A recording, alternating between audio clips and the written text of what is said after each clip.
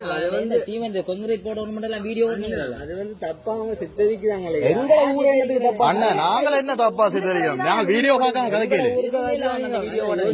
நாங்க வீடியோ பார்க்காம கதைக்கல. ஊருக்கு வந்து உதவி செய்யத்தானே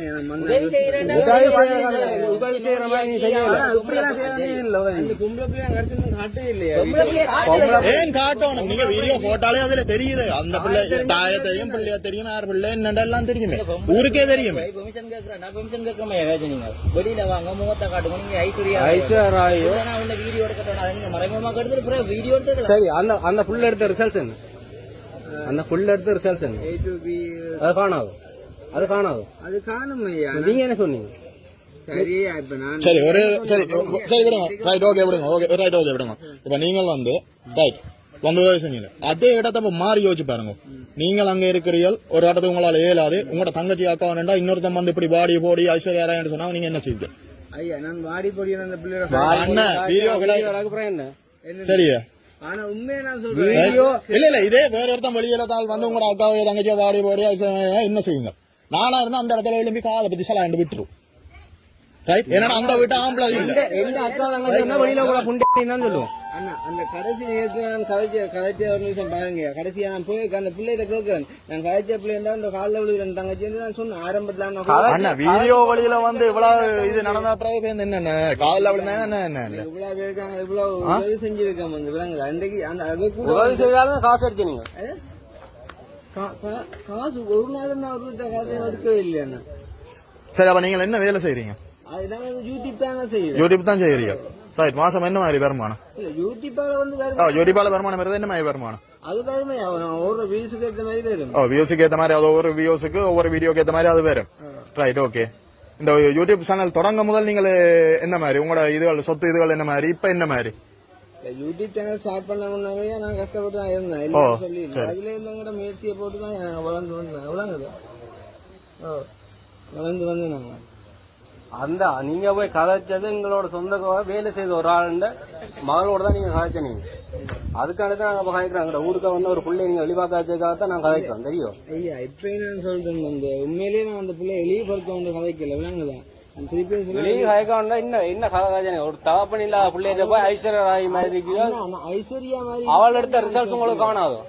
அப்படி நைனே எடுத்தாக்கள் எல்லாம் இதா இருக்கிறேன். நீங்க இந்த ரிசல்ட்ஸ் எடுத்து போட்டு இப்படி செய்யுங்க. உங்களோட வீடியோ நான் 2-3 தடவை பாத்துறேன். கதைக்கிறதுக்காக தான் அப்படி பாத்துறேன். விளங்குது. இப்ப என்ன சொல்றேன் நீங்க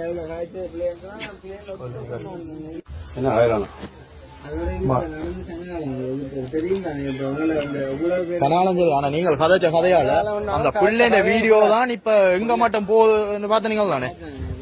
இப்ப இவ்வளவு நடந்தா பிறகு அந்த பிள்ளைங்க தன்மானத்தையோ அந்த பிள்ளைங்க இதையோ திருப்பி கொடுக்கலுமோ? இல்ல நான் கேக்குறேன், திருப்பி கொடுக்கலுமோ? நீங்க பிள்ளைங்க வீடியோ போடலன்னு சொல்றீங்க. பிள்ளைங்க தாய் நம்ம மொழியில தெரியாதோ?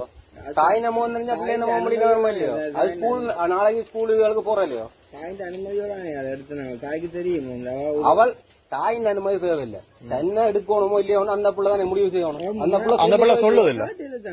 அந்த பிள்ளை சொல்லி என்ன கதை கதைச்ச நீங்க நீங்க உலக அலசி ஐஸ்வர்யா முந்தைய காட்டுறது இது செய்யறாண்டு அப்படி லவ் ஒன்னு சேர்த்து வைக்க போறீங்களா?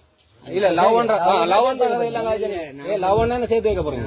அந்த பிள்ளை வந்து நான் வீடியோ காட்டணும் வேலையை காசு கொடுக்க வந்தா காசு கொடுத்துட்டு போங்க. ஏன் தேவையில்லாத கதை? அந்த பிள்ளைகளை பத்தி ஏன் தேவையில்லாத கதை? என்ன சொல்றாங்க அப்படி எல்லாருமே அது எங்கட ஊர் பிள்ளைய பத்தி நீங்க என்னது அது மழை நேரம் இது இல்லையே.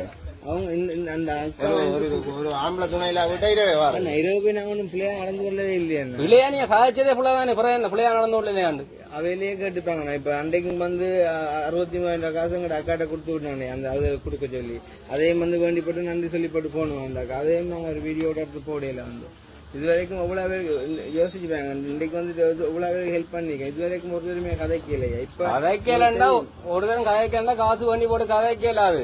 அது காசு வேண்டதுக்கு ஒரு தன்மானம் இருந்தா தானே கதைக்கிறது. நாங்க சொன்ன எல்லாம் சொன்னாங்க பாலுடைய மரம் வேண்டி அது சரியா? அது பிள்ளைவாங்க. என்ன சொல்லுங்க நான் போற எல்லா விடையும் வந்து எங்கட வீட்டு பிள்ளைகள் மாதிரி தான் பழைய காய்க்கிறாங்க. சரியாண்ணா உங்களோட வீட்டு பிள்ளையான அந்த பிள்ளை சொல்லி இருக்காது நாங்கள் என்ன நான் பெரிய இல்ல இதுதான் இல்லையாண்டு நீங்க என்ன இப்ப படிச்சீங்க? அது வந்து பொம்பளை பிள்ளை சரியா? நானே சொன்னேன் பாத்தீங்களா, நீங்க வரையிலன்னு சொன்னா நான் உங்களை எடுக்கவே மாட்டேன். நீங்க ஒரு வார்த்தை முன்னால வந்து சொல்லி அவங்க எடுத்திருக்கவே நீங்க மாட்டேன். என்ன படிச்சீங்க? நான் கேம்பஸ் படிச்சேன். சரி என்ன ரிசல்ட் உங்களுக்கு? வேலை இல்லையா? ஃப்ரீயா வந்ததா?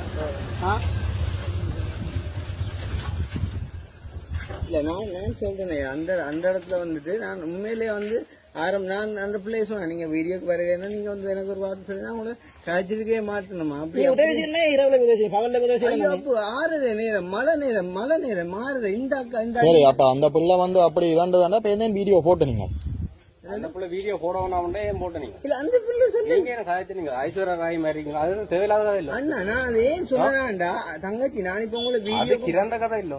அண்ணா நான் சொன்னது நடிக்க வேணாம் எல்லாம் காய்ச்சினீங்கல்ல, அது என்னதுக்கு அந்த கதை காய்ச்சினீங்க?